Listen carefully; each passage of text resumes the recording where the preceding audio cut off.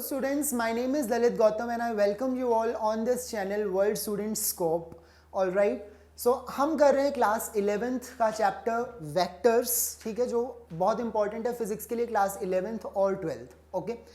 और वेक्टर्स में भी हम क्या पढ़ रहे हैं कि दो वेक्टर्स को हम मल्टीप्लाई कैसे करेंगे. तो there are two methods to multiply. दो अलग अलग टाइप के प्रोडक्ट होते हैं. In our last lecture we discussed scalar और डॉट प्रोडक्ट. ओके, कि स्केलर या फिर डॉट प्रोडक्ट कैसे हमें करना है वेक्टर्स का. आज के इस लेक्चर में हमें देखना है क्रॉस प्रोडक्ट. तो पहले ये देख लेते हैं हमने स्केलर या फिर डॉट प्रोडक्ट में क्या किया था. अगर दो वेक्टर्स हैं, वेक्टर ए और मुझे उसका डॉट प्रोडक्ट करना है विद वेक्टर बी, तो वो क्या होगा, वेक्टर ए का मैग्नीट्यूड वेक्टर बी का मैग्नीट्यूड मल्टीप्लाई हो जाएगा cos theta. Theta is the angle between these two vectors. Okay, तो एक तरीका तो ये है. इसे स्केलर क्यों बोला गया, क्योंकि ये जो रिजल्ट हमें मिला है ना, ये क्या है, स्केलर है. हमने दो वेक्टर्स को मल्टीप्लाई किया लेकिन रिजल्ट हमें क्या मिला, स्केलर. ओके, सबसे पहली चीज तो ये हो गई. सेकेंड थिंग इज, अगर हमें वेक्टर्स कॉम्पोनेंट फॉर्म में गिवन हो तब हम डॉट प्रोडक्ट को क्या लिख सकते हैं. देखो, सेम डायरेक्शन वाले जो कॉम्पोनेंट्स हैं वो हमें मल्टीप्लाई कर देने होते हैं. जैसे कि वेक्टर ए का जो कॉम्पोनेंट है एक्स डायरेक्शन में, ए एक्स, उसको मल्टीप्लाई किया बी एक्स के साथ. सिमिलरली प्लस कर देंगे ए वाई, फिर आ जाएगा बी वाई, प्लस ए जेड मल्टीप्लाई हो जाएगा बी जेड के साथ. तो इतना ही सिंपल है डॉट प्रोडक्ट करना दो वेक्टर्स का, या फिर इसको हम स्केलर प्रोडक्ट भी कह देते हैं. तो बस ये दो फॉर्मूले हैं, इन्हीं के बेसिस पर हमारा कोई भी क्वेश्चन सॉल्व हो जाएगा अगर वो डॉट प्रोडक्ट से है तो. ओके, डॉट प्रोडक्ट या फिर स्केलर प्रोडक्ट. नाउ आज के लेक्चर में हमें देखना है सेकेंड टाइप का जो प्रोडक्ट होता है. हम दो वेक्टर्स को, जरूरी नहीं कि हमेशा स्केलर प्रोडक्ट ही हम यूज करेंगे, हम वेक्टर या फिर उन्हें क्रॉस प्रोडक्ट भी हम यूज कर सकते हैं. ओके, सो ये क्या होता है, the vector whose product is equal to the product of magnitude of two vectors. Okay, ये तो हम स्केलर प्रोडक्ट में भी कर रहे थे, product of magnitude of two vectors, और उसके साथ में कॉस थीटा हम लगा रहे थे. यहां पर क्या आएगा, sine of the angle between them, यानी कि यहां पर क्या आएगा, साइन थीटा आएगा. वहां पर कॉस थीटा था, यहां पर हम यूज करेंगे साइन थीटा. ऑलराइट, सो ये होगा हमारा cross product. Vector A cross B, ये देख सकते हैं हम, क्या हो गया, मैग्नीट्यूड ऑफ ए और मैग्नीट्यूड ऑफ बी दोनों को मल्टीप्लाई किया, साथ में हमने कर दिया sine theta. Theta is the angle between these two vectors, और साथ में क्या लगेगा, एन कैप. अब ये क्यों है, क्योंकि हमने देखा वेक्टर प्रोडक्ट. अब इसको वेक्टर प्रोडक्ट हम इसलिए कहते हैं कि हमने दो वेक्टर्स को मल्टीप्लाई किया, जो रिजल्ट हमें मिल रहा है वो भी वेक्टर है, ना कि स्केलर. स्केलर प्रोडक्ट में जो हमें रिजल्ट मिला था वो सिर्फ एक नंबर था, उसके साथ में कोई डायरेक्शन नहीं थी. लेकिन यहां जो हमें रिजल्ट मिला है वो मैग्नीट्यूड भी है और उसके साथ में एक डायरेक्शन भी है. और ये डायरेक्शन क्या है, एन कैप, यानी कि ये यूनिट वेक्टर है उस डायरेक्शन के अलोंग. अब हम देखेंगे कि ये डायरेक्शन हम कैसे पता कर सकते हैं. तो whose direction is perpendicular to the plane of the two vectors. Okay, तो जिस प्लेन में वेक्टर ए है, जिस प्लेन में वेक्टर बी है, लेट्स से ये प्लेन में जो बोर्ड है, इसी प्लेन में क्या है, वेक्टर ए, ठीक है, इसी प्लेन में क्या है, वेक्टर बी.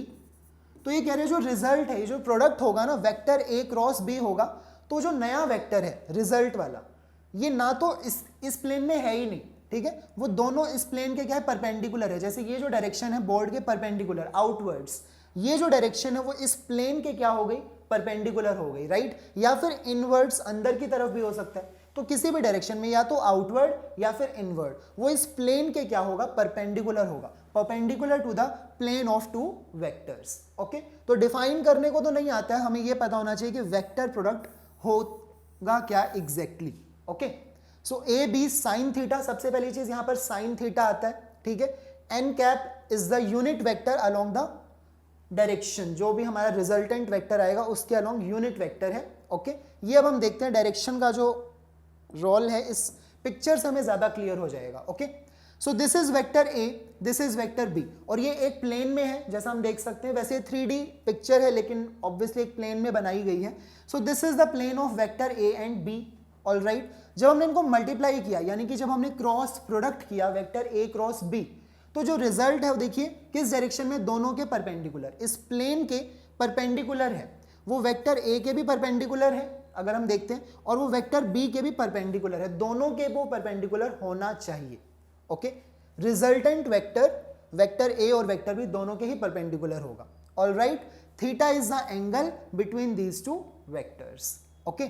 जबकि हमारा स्केलर प्रोडक्ट क्या होता था, ए बी कॉस थीटा, ठीक है, वो होता था ए बी कॉस थीटा, वो स्केलर प्रोडक्ट था जो हम कर चुके हैं। और जो हमारा वेक्टर प्रोडक्ट है वो क्या है, ए बी साइन थीटा, यहां पर साइन थीटा यूज होगा, और एन कैप होगा इस डायरेक्शन में। देखो ये जो डायरेक्शन है, इस डायरेक्शन के along unit vector n cap. तो जैसे जैसे हम क्वेश्चन सॉल्व करेंगे आप समझ जाएंगे कि यूनिट वेक्टर हमें कैसे पता लगेगा। हमें तो दो वेक्टर्स गिवन होंगे, तो जो थर्ड वेक्टर जो रिजल्टेंट आएगा उसके अलोंग यूनिट वेक्टर हमें कैसे पता लगेगा वो हम देख लेंगे, ओके। यूनिट वेक्टर निकालना कोई बड़ी बात नहीं है, एक वेक्टर को उसके मैग्नीट्यूड से बस डिवाइड करना है, ऑलराइट। तो हमें यूनिट वेक्टर पता लग जाएगा एंड दैट्स हाउ हमारा कंप्लीट आंसर आ जाएगा, ओके। तो अब ये डायरेक्शन कैसे पता लगेगी, जब हमने लिखा वेक्टर ए क्रॉस बी तो हमें क्या करना है, अपने राइट हैंड को यूज करना है। इसे हम कहते हैं राइट हैंड थंब रूल। क्या कहेंगे, राइट हैंड थंब रूल। हमने अपने राइट हैंड को वेक्टर ए से वेक्टर बी की डायरेक्शन में या तो हम कर्ल करेंगे अपनी फिंगर्स को, ठीक है, क्या करेंगे, अपनी फिंगर्स को ऐसे कर्ल करेंगे, और जो थंब होगा वो हमें डायरेक्शन देगा रिजल्टेंट वेक्टर की। या फिर इसको करने का एक और तरीका है right hand thumb rule, alright. अब ये देखिए, this is my right hand, okay. अब एक डायरेक्शन में जो हमारी एक फिंगर है वो एक वेक्टर की डायरेक्शन में होनी चाहिए, वेक्टर ए। जो दूसरी फिंगर है वो दूसरे वेक्टर की डायरेक्शन में होनी चाहिए, वेक्टर बी, ऑलराइट। तो जो थंब है वो हमें रिजल्टेंट की डायरेक्शन देगा, यानी कि vector A cross B, okay. So this is my right hand, my one finger is in the direction of one vector, दूसरी फिंगर दूसरे वेक्टर की डायरेक्शन में, तो ये एक प्लेन बन गया, ठीक है। तो वेक्टर ए क्रॉस बी अगर मैं कर रहा हूं, वेक्टर ए क्रॉस बी, तो ए से बी जाते हुए थंब जो है ये क्या होगा, रिजल्टेंट की डायरेक्शन मुझे देगा, ठीक है। अगर मुझे वेक्टर बी क्रॉस ए करना है, क्या करना है, वेक्टर बी क्रॉस ए करना है, तो वो ऑब्वियसली क्या होगा, ऑपोजिट डायरेक्शन में होगा।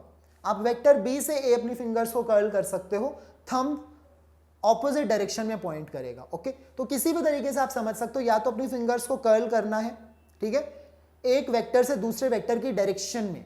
हमने लिखा वेक्टर ए क्रॉस बी, जो वेक्टर पहले आ रहा है वहां से हम स्टार्ट करेंगे अपनी फिंगर्स को और दूसरे वेक्टर की तरफ ले जाते हुए कर्ल करेंगे। जो थंब होगा वो हमें डायरेक्शन दे देगा रिजल्टेंट की, ऑलराइट। या फिर ये हम कर सकते हैं कि एक फिंगर वेक्टर ए की डायरेक्शन में, दूसरी फिंगर वेक्टर बी की डायरेक्शन में, दोनों का मीनिंग सेम ही है, ठीक है। तो जो थंब है वो हमें थर्ड वेक्टर यानी कि रिजल्टेंट वेक्टर की डायरेक्शन देता है। So this is right hand thumb rule, alright, okay.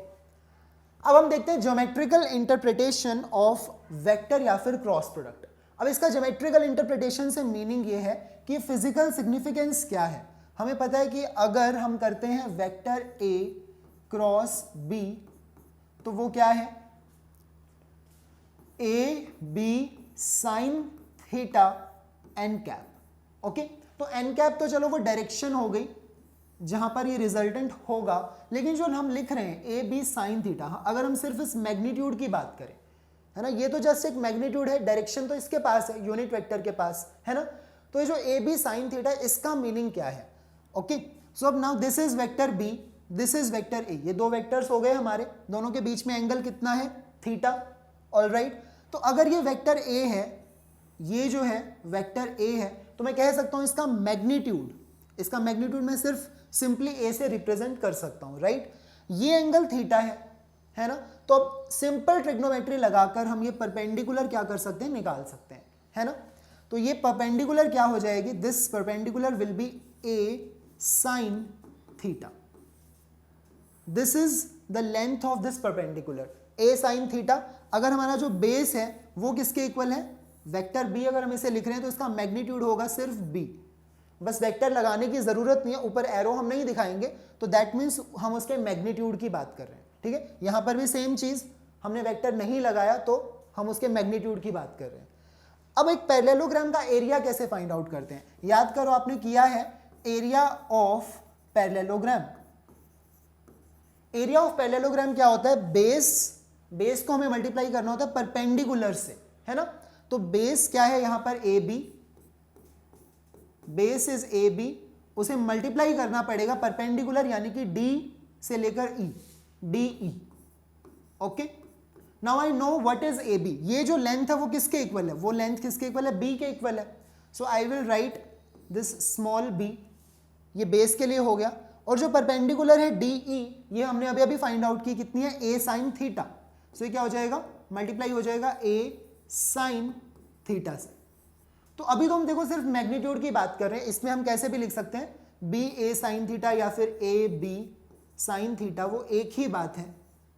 तो कहने का मतलब ये है कि ये जो मैग्नीट्यूड है ना, आगे यहां पर जो मैग्नीट्यूड है ये क्या रिप्रेजेंट कर रहा है, एरिया ऑफ द पैरेललोग्राम।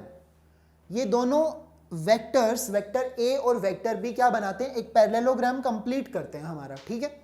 और इस पैरेललोग्राम के एरिया को ये रिप्रेजेंट करता है A B sine theta. Physically अगर सोच के देखा जाए, ये जो मैग्नीट्यूड है वो एरिया ऑफ दिस पैरेललोग्राम है, ऑलराइट। और एक्चुअल में ये एरिया नहीं है, मतलब कहने का मतलब ये है कि ये जो मैग्नीट्यूड हमने सॉल्व किया vector A cross B, resultant हमें क्या मिला, एक वेक्टर मिला है। रिजल्टेंट क्या मिला है, एक वेक्टर जिसका मैग्नीट्यूड इतना है, जिसकी डायरेक्शन हमें एन कैप से पता लगेगी, ऑलराइट। लेकिन ये जो मैग्नीट्यूड है वो हमें क्या चीज और साथ के साथ में बता रहा है, एक और इंफॉर्मेशन हमें मिल रही है कि यही मैग्नीट्यूड एरिया भी बनता है इस पैरेललोग्राम का, ओके। ये एरिया बनता है, एरिया तो एक स्केलर क्वांटिटी है ना, लेकिन ये जो हमें मिला है रिजल्ट, ये क्या है, एक वेक्टर क्वांटिटी है, ओके। तो आपने ये नहीं कहना कि ये बिल्कुल सेम चीज है, बस इसका जो रिजल्ट हमें मिला है उसका मैग्नीट्यूड हमें फिजिकली एक तरह से क्या इसकी सिग्निफिकेंस है कि वो एरिया भी हमें पता लग जाता है इस पैरेललोग्राम का, ओके, जो वेक्टर ए और वेक्टर बी से बनेगा, ऑलराइट। तो ये हो गया वेक्टर प्रोडक्ट का फिजिकल सिग्निफिकेंस या फिर ज्योमेट्रिकल इंटरप्रिटेशन आप इसे कह सकते हैं। That's it. उसके बाद हम क्या देखेंगे, कुछ फिजिकल एग्जांपल्स जहां पर हम क्रॉस प्रोडक्ट को यूज करेंगे। अब आपने ये सब टर्म्स सुनी तो नहीं होंगी कभी, torque, angular momentum, instantaneous velocity, okay. तो ये हम अभी अभी जैसे करेंगे, हम रोटेशन पर जब हम पहुंचेंगे, अभी तो हमें काइनेमेटिक्स पढ़ना है, फोर्सेस के बारे में पढ़ना है, बहुत सारे चैप्टर्स, फिर जाकर हम रोटेशन पर आएंगे, ओके। तो वहां पर हम इन टर्म्स को यूज करते हैं, टॉर्क, एंगुलर मोमेंटम, ये सब। तो अब टॉर्क जो हम कैलकुलेट करते हैं हम पढ़ेंगे जब हम टॉर्क को यूज करेंगे, बट फॉर नाउ हम इसका फॉर्मूला अगर हम लिखें, vector r cross vector F, तो आप देख सकते हैं कि ये जो टॉर्क है खुद भी एक वेक्टर है। टॉर्क एक वेक्टर होता है और वो दो वेक्टर्स का क्रॉस प्रोडक्ट करने से मिलता है, ना कि डॉट प्रोडक्ट करने से, ठीक है। तो ऑब्वियसली क्रॉस प्रोडक्ट हमें फिजिक्स में यूज करना है। सिमिलरली एंगुलर मोमेंटम, मोमेंटम हमें पता है किससे रिप्रेजेंट करते हैं, पी। मोमेंटम खुद भी एक वेक्टर क्वांटिटी है, लेकिन यहां पर मोमेंटम की बात नहीं कर रहे, लीनियर मोमेंटम की हम बात नहीं कर रहे, एंगुलर मोमेंटम की बात कर रहे हैं। तो एंगुलर मोमेंटम होता है vector r cross p. So p is the linear momentum, ये लीनियर मोमेंटम है, इसका क्रॉस प्रोडक्ट किया हमने वेक्टर आर के साथ। सिमिलरली ये हमारा सिंपल जो फोर्स होता है, आपको पता है फोर्स क्या होता है, राइट। तो उसका क्रॉस प्रोडक्ट किया वेक्टर आर के साथ में, ठीक है। तो हमें क्या मिल गई, एक नई क्वांटिटी मिल गई, टॉर्क। क्या मिल गया हमें, टॉर्क। Similarly instantaneous velocity. अब इंस्टेंटेनियस वेलोसिटी का मीनिंग क्या होता है कि इंस्टेंट पर, उसी इंस्टेंट पर हमें वेलोसिटी बतानी है, ठीक है। और ये भी हम रोटेशन के अंदर ही बात कर रहे हैं, जब कोई बॉडी रोटेट करिए तो उसकी कुछ ना कुछ एक तो होती है एंगुलर वेलोसिटी, एक होती है उसकी इंस्टेंट पर, ठीक है, कि इस इंस्टेंट पर उसकी वेलोसिटी इस डायरेक्शन में है, इस इंस्टेंट पर उसकी वेलोसिटी इस डायरेक्शन में है, किसी और इंस्टेंट पर वो इस डायरेक्शन में। तो इंस्टेंटेनियस वेलोसिटी अपनी डायरेक्शन चेंज करती है, ऑलराइट। सो वो होती है omega, omega is our angular velocity cross r, alright, omega cross r. तो ये तो अभी के लिए आपको सिर्फ देखने हैं, अभी हमने ऑब्वियसली जब हम चैप्टर्स पढ़ेंगे तब आपको इन सब के बारे में पता लगेगा, but for the time being आपको यही समझना है कि ये जो क्रॉस प्रोडक्ट है हमें ऐसे ही नहीं पढ़ रहे हैं फालतू में, इसको हमने फिजिक्स में आगे आगे यूज करना है। आगे के चैप्टर्स में हम इन सब फॉर्मूलाज को याद करेंगे, इन्हें यूज करेंगे, ऑलराइट, और इनका मीनिंग भी समझेंगे। तो ऑब्वियसली क्रॉस प्रोडक्ट हमें यूज करना होता है, ठीक है। ज्यादातर जो क्रॉस प्रोडक्ट है वो रोटेशन वाले चैप्टर्स में ही हमें देखने को मिलेगा। तीनों में आप देख सकते हैं हम रोटेशन की ही बात कर रहे हैं, torque, angular momentum, instantaneous velocity में भी देखो एंगुलर वेलोसिटी का क्रॉस प्रोडक्ट हो रहा है किसके साथ में, आर वेक्टर के साथ में, ऑलराइट। तो यहां पर क्रॉस प्रोडक्ट हम इस तरह से यूज करेंगे, okay. So next we will see properties of cross product. अब हम क्या देखेंगे, प्रॉपर्टीज। हमने डॉट प्रोडक्ट की भी प्रॉपर्टीज पढ़ी थी, बहुत सारी प्रॉपर्टीज थी, जैसे कि वो कॉम्यूटेटिव होता है, डिस्ट्रीब्यूटिव होता है, ओवर एडिशन, ठीक है। तो अगर यूनिट वेक्टर्स का हम डॉट प्रोडक्ट करेंगे तो क्या होगा, parallel vectors, anti parallel vectors, वो सब कुछ। तो सिमिलरली देखो बहुत ही इजी है, हमें क्रॉस प्रोडक्ट की भी क्या पढ़नी है, प्रॉपर्टीज पढ़नी है one by one. So first is vector product is anti commutative. एक तो होता है देखो कॉम्यूटेटिव, यानी कि मैं क्या कह सकता हूं कि a plus B is equal to, जैसे मैं लिख रहा हूं b प्लस सी, तो ये चीज तो हो गई कॉम्यूटेटिव है. a और b के बीच में मैंने कोई ऑपरेशन लगाया, सेम रिजल्ट मिलेगा अगर मैं b और a के बीच में वो ऑपरेशन लगाता हूं तो. ठीक है, दूसरा तो ये क्या हो गया कॉम्यूटेटिव. दूसरा होता है कि a प्लस बी अगर इक्वल नहीं आता है b प्लस ए के, सो दैट मीन्स वो कॉम्यूटेटिव नहीं है. लेकिन एंटी कॉम्यूटेटिव का मीनिंग क्या है, अगर ये इक्वल तो नहीं है बट अगर मैं नेगेटिव का साइन लगा दूं तब ये इक्वल हो जाए. ठीक है, यहां पर मैंने जस्ट एक प्लस यूज किया है ऑपरेशन के लिए. प्लस की जगह पर यहां पर मल्टीप्लीकेशन भी हो सकता है, कुछ भी हो सकता है. So we are obviously talking about multiplication यहां पर. ओके, हम यहां पर क्रॉस प्रोडक्ट की बात कर रहे हैं. एंटी कॉम्यूटेटिव का मीनिंग क्या हुआ, एंटी कॉम्यूटेटिव का मीनिंग हुआ कि वो जो क्रॉस प्रोडक्ट है, यानी कि वेक्टर ए अगर हम क्रॉस करते हैं वेक्टर बी, तो it is not equal to vector B cross vector A. ये दोनों इक्वल तो देखो बिल्कुल भी नहीं है, लेकिन अगर मैं नेगेटिव का साइन लगा देता हूं तो वो इक्वल है. ठीक है, यानी कि वेक्टर ए क्रॉस बी किस डायरेक्शन में पॉइंट करे, अपवर्ड, तो B cross A downward direction में पॉइंट करेगा. दोनों की डायरेक्शन में सिर्फ एक नेगेटिव साइन का ही डिफरेंस है. ओके, तो इसे हम कहते हैं एंटी कॉम्यूटेटिव. कॉम्यूटेटिव क्या था, डॉट प्रोडक्ट. अभी हम पढ़ रहे हैं क्रॉस प्रोडक्ट जो कि एंटी कॉम्यूटेटिव होता है. सेकेंड प्रॉपर्टी है डिस्ट्रीब्यूशन ओवर एडिशन. हमने डॉट प्रोडक्ट में भी पढ़ा कि वो डिस्ट्रीब्यूटिव होता है ओवर एडिशन. तो यहां पर भी हम देख सकते हैं अगर ये वेक्टर ए है और मुझे क्रॉस प्रोडक्ट करना है, लेकिन यहां पर क्या है, वेक्टर बी और वेक्टर सी एडिशन में है. ठीक है, ये दोनों वेक्टर्स एडिशन में और क्रॉस प्रोडक्ट करना है वेक्टर ए के साथ में, तो कोई यहां पर दिक्कत नहीं है. हम इसको डिस्ट्रीब्यूट कर सकते हैं. पहले वेक्टर बी के ऊपर ले आएंगे, यानी कि vector A cross vector B हो जाएगा प्लस, क्योंकि यहां पर प्लस का साइन है, अगर माइनस होता तो यहां पर हम माइनस यूज करते. ओके, फिर वेक्टर ए क्रॉस हो जाएगा वेक्टर सी के साथ में. तो ये प्रॉपर्टी हुई कि क्रॉस प्रोडक्ट भी डिस्ट्रीब्यूटिव होता है ओवर एडिशन, जैसे डॉट प्रोडक्ट था, सेम वे में. ठीक है, next is two parallel vectors या फिर टू एंटी पैरेलल वेक्टर्स अगर हमारे सामने आ जाए. ठीक है, पैरेलल वेक्टर का मीनिंग आप समझते हैं कि ये वेक्टर और दूसरा वेक्टर सेम डायरेक्शन में है और उनके बीच में थीटा कितना है, 0 डिग्री. ऑलराइट, एंटी पैरेलल का मीनिंग क्या हुआ, अगर ये एक वेक्टर है ये दूसरा वेक्टर है, so these two vectors are anti parallel, एक दूसरे के ऑपोजिट हैं. यहां पर हम थीटा क्या कंसीडर करते हैं, 180 डिग्री.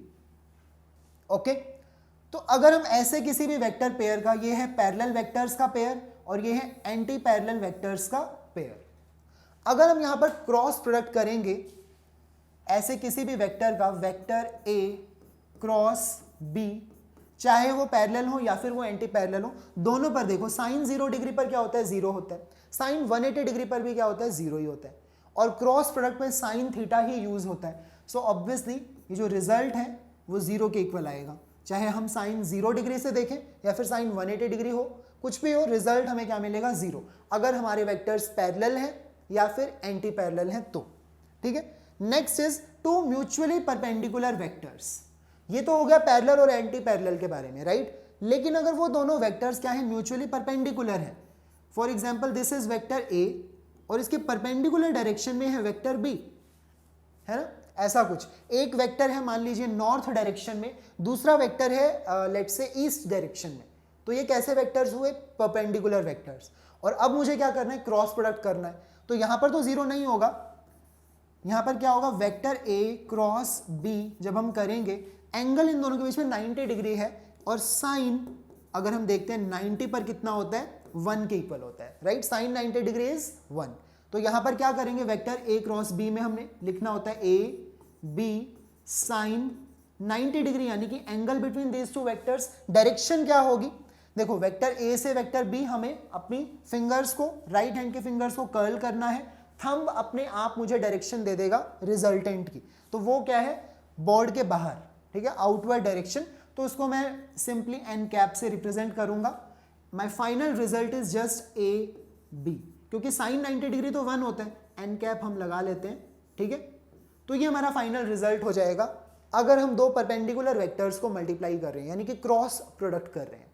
ओके, तो यानी कि मैं ये भी कह सकता हूँ साइन 90 पर अगर मैक्सिमम होता है तो ये जो क्रॉस प्रोडक्ट है मुझे मैक्सिमम वैल्यू मिल रही है। क्रॉस प्रोडक्ट की मुझे मैक्सिमम वैल्यू कब मिलेगी? जब मैं दो परपेंडिकुलर वेक्टर्स को मल्टीप्लाई करूंगा। अगर उनके बीच में कोई भी और एंगल होगा, 90 से अगर थोड़ा सा भी कम हुआ तो साइन की वैल्यू चेंज हो जाएगी और ये प्रोडक्ट ए बी से तो कम हो जाएगा, राइट, अपनी मैक्सिमम वैल्यू से कम हो जाएगा। तो यहां पर हमें जो क्रॉस प्रोडक्ट है मैक्सिमम मिलता है। मैक्सिमम यहां पर होगा मैग्नीट्यूड। अब वो पॉजिटिव में भी हो सकता है, नेगेटिव में भी हो सकता है, ऑलराइट। अभी वो क्या है, पॉजिटिव डायरेक्शन में है, तो अगर वेक्टर बी क्रॉस ए करेंगे तो वो नेगेटिव डायरेक्शन में हो जाएगा, यानी कि सिर्फ एक माइनस ए भी लग जाएगा, है ना, तो और कोई डिफरेंस यहाँ पर है नहीं। सो दिस वाज, अब हमने यहाँ पर प्रॉपर्टीज पढ़ ली कि एंटी कॉम्यूटेटिव होता है, डिस्ट्रीब्यूटिव होता है, ओवर एडिशन, पैरेलल या फिर एंटी पैरेलल वेक्टर्स का जो क्रॉस प्रोडक्ट होता है वो जीरो हो जाता है, ठीक है। परपेंडिकुलर वेक्टर्स का क्रॉस प्रोडक्ट मैक्सिमम होता है और बस दोनों के मैग्नीट्यूड्स को हमें मल्टीप्लाई कर देना होता है, ओके। नेक्स्ट इज प्रॉपर्टीज हम कंटिन्यू करेंगे। वेक्टर विद इटसेल्फ, अगर मैं एक वेक्टर का क्रॉस प्रोडक्ट कर रहा हूं खुद के ही साथ, ठीक है, ये है वेक्टर ए और ये भी क्या है, वेक्टर ए, तो क्या मुझे वेक्टर ए से वेक्टर ए अब जाने के लिए क्या अपनी फिंगर्स को कर्ल करने की जरूरत है?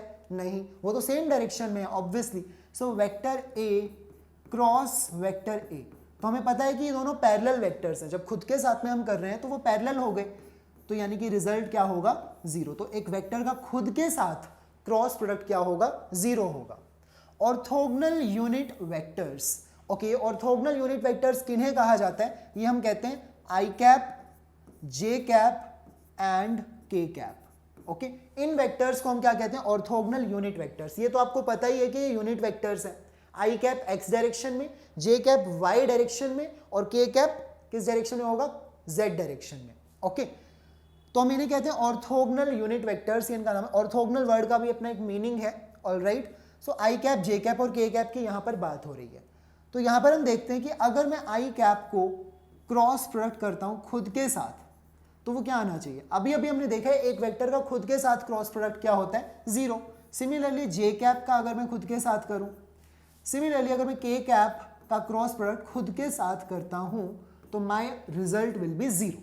अभी हम क्यों कर रहे हैं, क्योंकि हमने डॉट प्रोडक्ट में देखा था अगर मैं आई कैप डॉट आई कैप करता हूं तो मुझे क्या मिलता है, वन, क्या मिलता है, वन।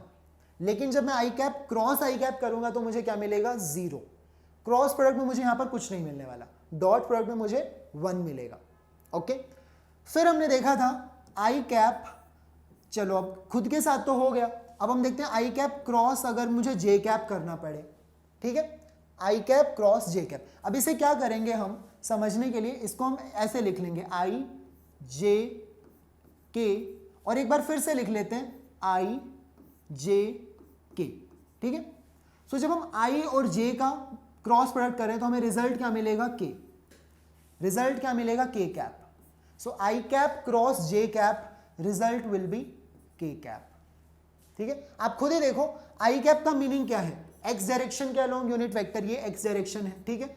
जे कैप का मीनिंग है वाई डायरेक्शन के अलोंग यूनिट वेक्टर। तो हम जब क्रॉस प्रोडक्ट करेंगे तो क्या किस डायरेक्शन में आएगा, जेड डायरेक्शन में आएगा। और मैग्नीट्यूड कितना होगा, इसका मैग्नीट्यूड भी वन है, इसका मैग्नीट्यूड भी वन है, ऑलराइट। दोनों के बीच में एंगल क्या है, 90 डिग्री, तो साइन 90 डिग्री भी वन होता है। तो यानी कि जेड डायरेक्शन में हमें वेक्टर मिला और उसका मैग्नीट्यूड वन है, तो मैं क्या कह सकता हूँ, जेड डायरेक्शन के अलोंग यूनिट वेक्टर, वो तो के कैप ही होता है, राइट। सो ये रिजल्ट हो गया आई कैप क्रॉस जे कैप, क्या मिलेगा हमें, के कैप। आई और जे का क्रॉस प्रोडक्ट करने से जो थर्ड नंबर पर लिखा गया, नेक्स्ट जो लिखा गया, के कैप हो जाएगा। सिमिलरली अगर मैं जे और के का क्रॉस प्रोडक्ट करता हूं, देखिए ऑर्डर यहां पर इंपॉर्टेंट है, आई कैप क्रॉस जे कैप के कैप के इक्वल है, लेकिन अगर मैं जे कैप क्रॉस आई कैप करता हूं, जे और आई का कर देता हूं क्रॉस प्रोडक्ट, तो वो के कैप के इक्वल नहीं होगा। देखिए j cap cross i cap will be minus k cap, ये हमने पढ़ा है एंटी कॉम्यूटेटिव होता है। अगर ये के कैप के इक्वल है तो अगर हमने रिवर्स कर दिया तो वो माइनस के कैप के इक्वल होगा, ऑलराइट, ओके। नेक्स्ट इज, अब हम देखेंगे जे कैप क्रॉस के कैप। जे और के का हम क्या करें, क्रॉस प्रोडक्ट कर रहे हैं, तो इनके नेक्स्ट देखो क्या लिखा गया, जे और के बाद में लिखा है हमने आई, तो हमें मिलेगा आई कैप। ठीक है, अगर हम फॉरवर्ड डायरेक्शन में मूव कर रहे हैं तो हमें कोई नेगेटिव साइन लगाने की जरूरत नहीं है, लेकिन अभी जे क्रॉस के हमने किया तो मिल गया आई, लेकिन अगर मैं के क्रॉस जे यानी कि ऑपोजिट डायरेक्शन में आऊंगा तो मुझे क्या मिलेगा, माइनस आई, के क्रॉस जे। ठीक है, हमने ऑर्डर को रिवर्स कर दिया, आंसर क्या हो जाएगा, माइनस आई कैप। ऑलराइट, सिमिलरली जो थर्ड रिजल्ट होगा यहां पर वो आप सोच सकते हैं, देखो आई और जे का हो गया, जे और के का हो गया, बचा क्या, आई और के। ठीक है, तो आप यहां पर देख लो, जब के कैप क्रॉस आई कैप, इन दोनों वेक्टर्स का अगर मैं क्रॉस प्रोडक्ट करूंगा तो नेक्स्ट जो लिखा हुआ है ये मुझे मिल जाएगा। ठीक है, तो क्या लिख सकता हूं, के कैप क्रॉस आई कैप, यहां पर लिख सकते हैं हम के cap cross i cap will give me J cap. Okay, ये रिजल्ट हो गया। लेकिन अगर मैं ऑर्डर को रिवर्स कर दूं, यानी कि आई पहले के बाद में, यानी कि आई पहले के बाद में, अगर मैं इस डायरेक्शन में जा रहा हूं तो मुझे माइनस जे कैप लिखना पड़ेगा। So it will be i cap cross k cap will be minus j cap. तो जब भी आपको ये कंपोनेंट्स को, इन ऑर्थोगोनल यूनिट वेक्टर्स को, देखो सेम तो खुद के साथ में अगर क्रॉस प्रोडक्ट कर रहे हैं तब तो रिजल्ट जीरो है, वो तो आपको सोचना ही नहीं। लेकिन अगर हम कर रहे हैं किसी और के साथ में, आई क्रॉस जे आ गया, के क्रॉस जे आ गया, कुछ भी इस तरह से आता है, तो हमने रफ में क्या करना है, ये लिख लेना है आई जे के, बस ऐसे लिख लिया। उसके बाद में हम क्या करेंगे, पहले आई और जे का अगर क्रॉस प्रोडक्ट करेंगे तो नेक्स्ट हमें जो क्या लिखा हुआ है के, वो मिल जाएगा। ठीक है, जे क्रॉस के कर रहे हैं तो क्या मिल जाएगा, आई मिल जाएगा। अगर के क्रॉस आई कर रहे हैं तो नेक्स्ट क्या लिखा है, जे, वो हमें मिल जाएगा। और अगर ऑपोजिट डायरेक्शन में आ रहे हैं, ऑपोजिट डायरेक्शन में नेगेटिव साइन के साथ में हमें लिखना होगा। ठीक है, आप इसको वेरीफाई कर सकते हैं। आई कैप जो है वो एक्स डायरेक्शन में है, जे कैप इस डायरेक्शन में, फिंगर्स को कर्ल किया, थंब किस डायरेक्शन में पॉइंट कर रहा है, जेड डायरेक्शन में, ये एक्स है ये वाई है, तो ऑब्वियसली ये जेड डायरेक्शन है। ठीक है, तो जेड डायरेक्शन के अलोंग यूनिट वेक्टर को हम के से रिप्रेजेंट करते हैं, तो ऑब्वियसली यहां पर के कैप यूज होगा।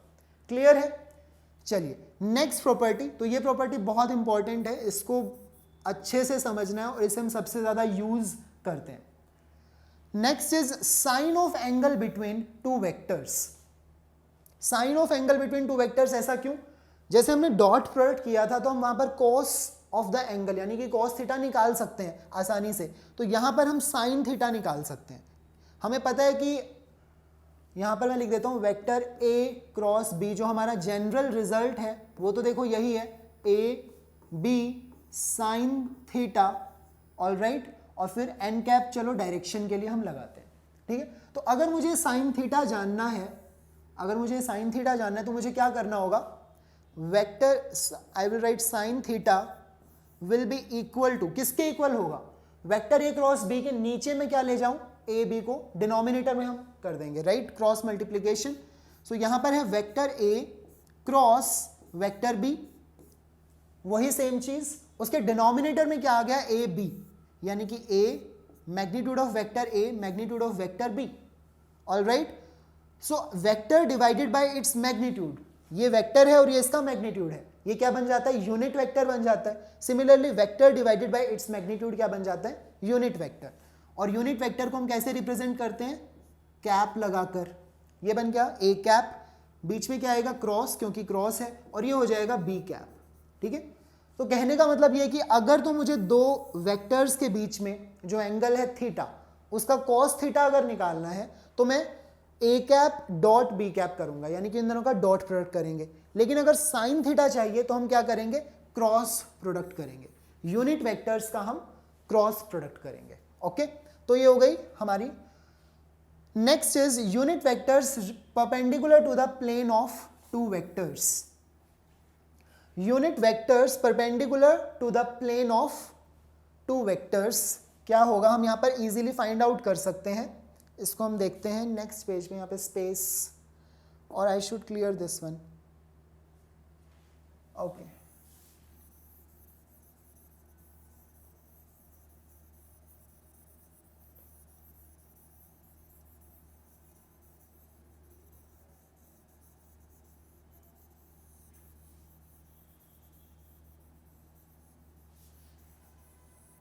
ओके,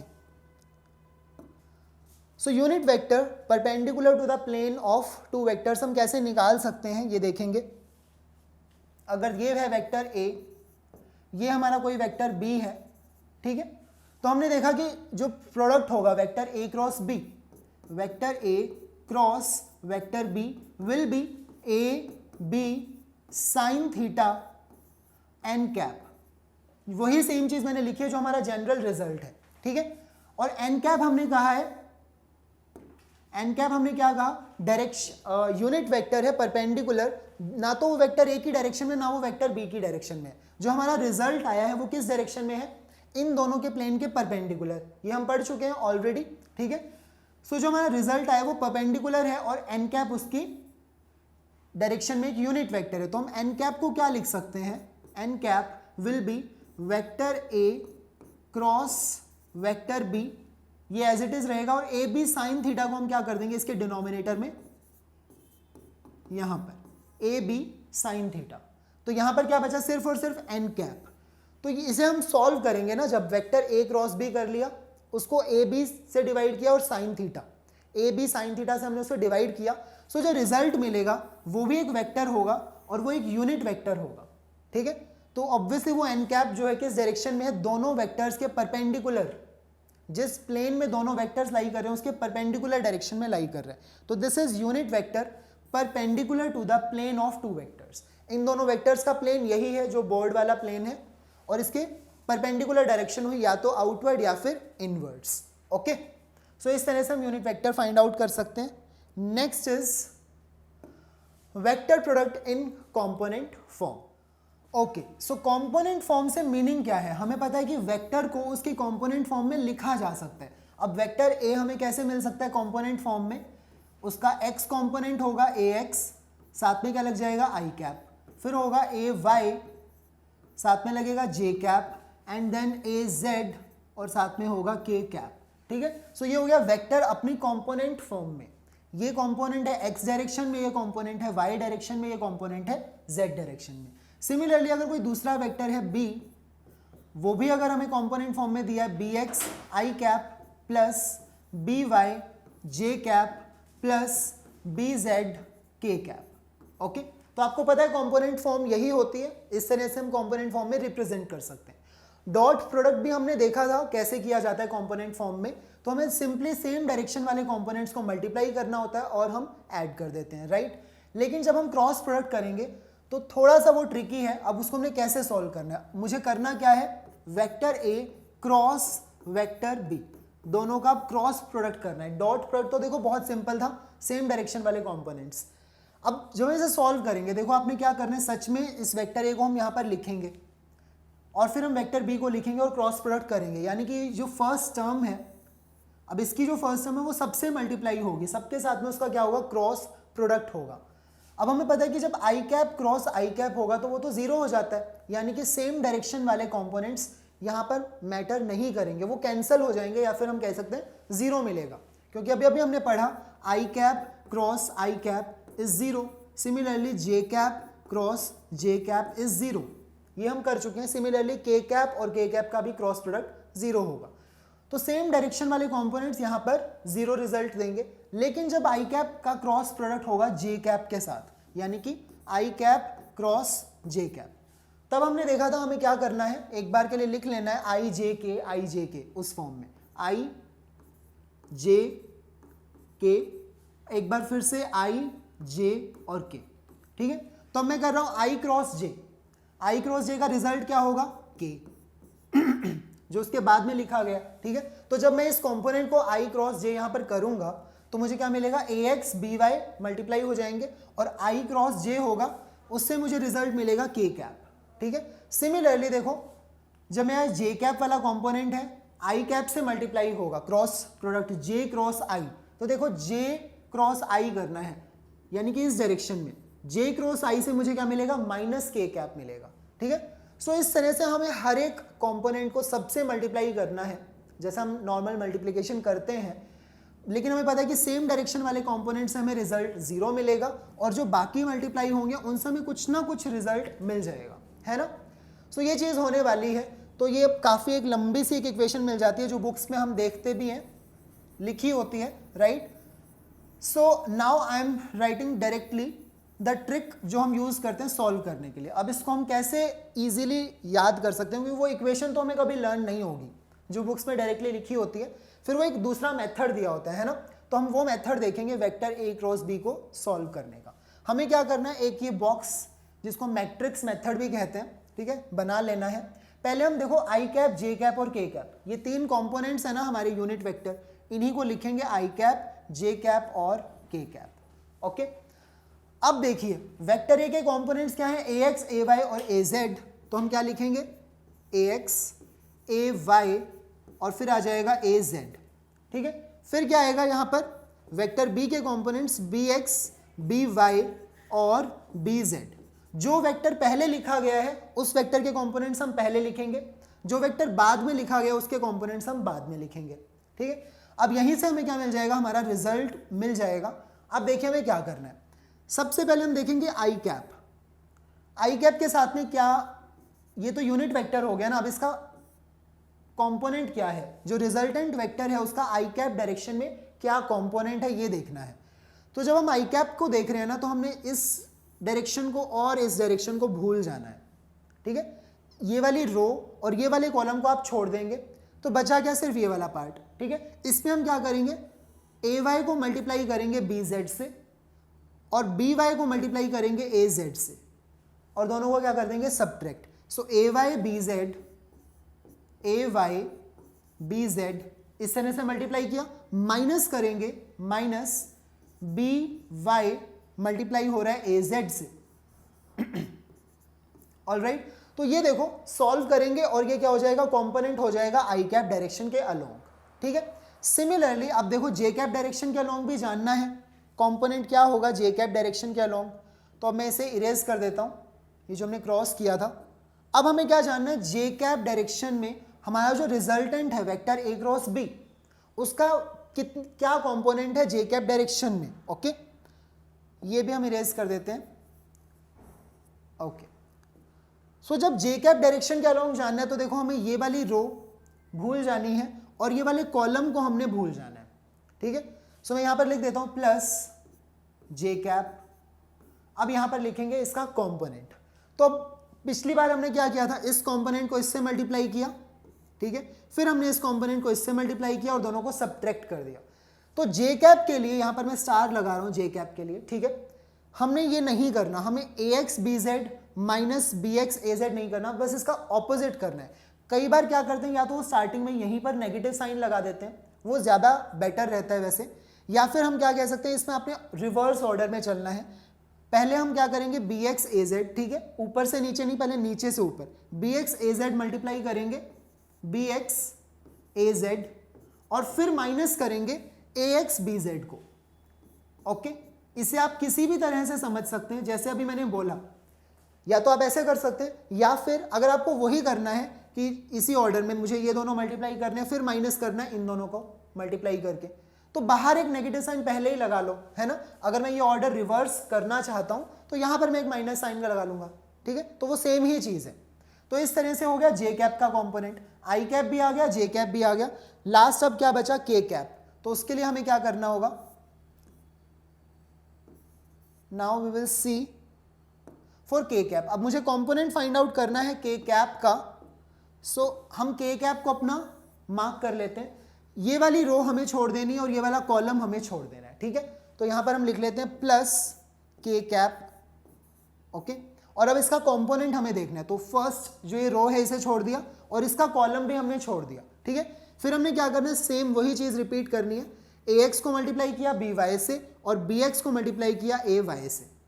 ओके, और सब्ट्रैक्ट कर देना है, तो ए एक्स मल्टीप्लाई होगा बी वाई से, a x B y minus minus क्या करना है, b x a y, b x a y. तो अब ये इतनी बड़ी इक्वेशन है, जो रिजल्ट है हम जब मल्टीप्लाई करेंगे तो यही वाली जो टर्म्स हैं बचती हैं, ठीक है। सिर्फ यही कंपोनेंट्स लास्ट में जब हम सॉल्व करते जाएंगे तो ये बचेगा, बट इतनी बड़ी इक्वेशन डायरेक्टली हमें कभी भी याद नहीं रहती, तो हम क्या करने वाले हैं, इसी मेथड को यूज करेंगे सॉल्व करने के लिए। ओके, इसे हम मैट्रिक्स मेथड कहते हैं, मैट्रिक्स मेथड, के थ्रू हम इस इक्वेशन को कभी भी लिख सकते हैं, ठीक है। आई कैप का कंपोनेंट जानना है क्या होगा, ये चीज़ हमें जाननी है, तो इस रो को और इस कॉलम को हमने छोड़ देना है, ठीक है। A y b z minus b y a z वो हमने कर दिया, प्लस फिर जे कैप का कंपोनेंट जानना है, तो हमें क्या करना है, जे कैप वाला कॉलम जे कैप वाली रो ये छोड़ देने हैं, फिर क्या करना है, वही इन दोनों को मल्टीप्लाई माइनस इन दोनों को, लेकिन जे कैप पे हमने स्टार मार्क किया है तो वो ऑपोजिट ऑर्डर में करना है, ठीक है। B x a Z minus A x b Z, okay. या फिर अगर आपको वही ऑर्डर फॉलो करना है तो बाहर नेगेटिव साइन लगा सकते हैं, ठीक है। लास्ट फिर के कैप बचा, के कैप का कंपोनेंट क्या होगा, के कैप वाली रो को छोड़ देना है, के कैप वाले कॉलम को छोड़ देना है, सो ए एक्स मल्टीप्लाई होगा बी वाई से माइनस बी एक्स मल्टीप्लाई होगा ए वाई से, ठीक है। सो ये तरीका याद रखना है कि इस तरीके से मुझे सॉल्व करना है, ये इक्वेशन कभी याद नहीं रहती है, ओके। ये कभी याद नहीं होगी और ना ही इसको याद करने की कोशिश आपने करनी है, ये मेथड आपको याद करना है, okay. So in this way vectors अगर हमें कंपोनेंट फॉर्म में गिवन हो, है ना, अगर वो कंपोनेंट फॉर्म में गिवन हो तो डॉट प्रोडक्ट करना तो बहुत आसान होता है, उसमें तो कुछ ऐसे ट्रिक याद करने की जरूरत नहीं है, सिंपली ए एक्स बी एक्स प्लस ए वाई बी वाई प्लस ए जेड बी जेड, इतना सिंपल है। लेकिन क्रॉस प्रोडक्ट थोड़ा सा हमारा काफी लंबा रिजल्ट आ जाता है, so that's why we use this matrix method इसको समझने के लिए, ठीक है। हम इसको ट्रिक कह लो या फिर जो भी, ये इसी मेथड को हम यूज करेंगे to solve cross product of two vectors in component form. So I hope आपने नोट कर लिया होगा, ओके। सो ये होगा क्रॉस प्रोडक्ट कंपोनेंट फॉर्म में। Next we will see in our next lecture, okay. आज के लेक्चर के लिए हमने क्रॉस प्रोडक्ट का जो थ्योरेटिकल पार्ट है वो कंप्लीट कर लिया है। अब हमें क्या देखने हैं, इसके क्रॉस प्रोडक्ट और डॉट प्रोडक्ट दोनों के ऊपर बेस्ड हमें न्यूमेरिकल्स देखने हैं, okay. Numericals problem based on dot and cross product वो हम नेक्स्ट लेक्चर में करेंगे। So till now we have completed the product, vector product हमने कंप्लीट कर लिया, दो तरीके से हम मल्टीप्लाई कर सकते हैं दोनों वेक्टर्स को, और न्यूमेरिकल प्रॉब्लम्स हम नेक्स्ट लेक्चर में देखेंगे, okay. Till then keep watching our lectures and thank you.